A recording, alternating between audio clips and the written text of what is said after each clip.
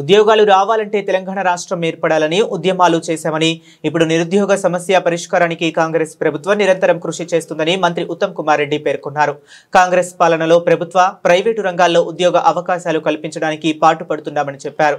శనివారం సూర్యాపేట జిల్లా హుజూర్ నగర్లో తెలంగాణ పరిశ్రమలు డీట్ సింగరేణి కాలరీస్ సంస్థ ఆధ్వర్యంలో ఏర్పాటు చేసిన మెగా జాబ్ మేళను ఆయన ప్రారంభించి మాట్లాడారు. కాంగ్రెస్ అధికారంలోకి వచ్చిన 20 నెలల్లో 75,000 ఉద్యోగాలు కల్పించామన్నారు.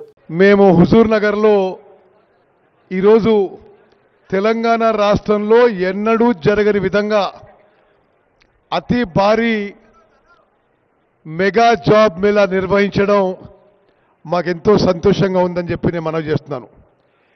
ఈరోజు ఉదయం ఇంటర్వ్యూస్ మొదలై ఇప్పటి వరకే 250 యువతకి 250 మంది యువతీ యువకులకి జాబ్ ఆఫర్ లెటర్స్ ఇవ్వడం జరిగింది. ఇప్పుడు వీలైతే ఈ మీటింగ్ కాగానే కొన్ని జాబ్ ఆఫర్ లెటర్స్ ఇవ్వడం జరుగుతుంది.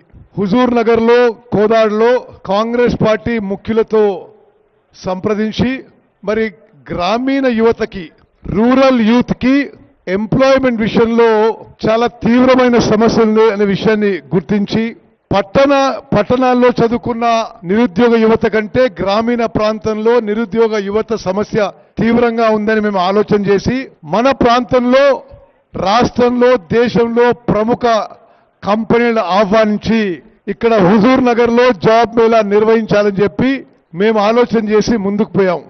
సింగరేణి కాలనీ సహకారంతో, పరిశ్రమల శాఖ యొక్క డీట్ వారి సహకారంతో సుమారు ఈ రోజు ఇక్కడికి రిక్రూట్మెంట్ చేసుకోవడానికి 275 కంపెనీలు వచ్చినాయి. ఉదయం 9 గంటలకు మొదలు పెట్టుకొని రాత్రి 9 గంటల వరకు ఇంటర్వ్యూస్ కొనసాగుతాయి. మేము అనుకున్న దానికంటే ఎక్కువ స్పందన వచ్చింది కాబట్టి ఈ జాబ్ మేళా రేపు కూడా కొనసాగుతుంది. ఇక్కడికి వచ్చిన నిరుద్యోగ యువత అందరికీ నేను మనవి చేస్తున్నా, మీరు ఆతృత పడనవసరం లేదు, యాంగ్జైటీ వద్దు.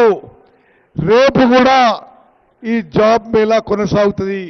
తెలంగాణ రాష్ట్రం ఏర్పడదే ఒక ముఖ్య అంశం.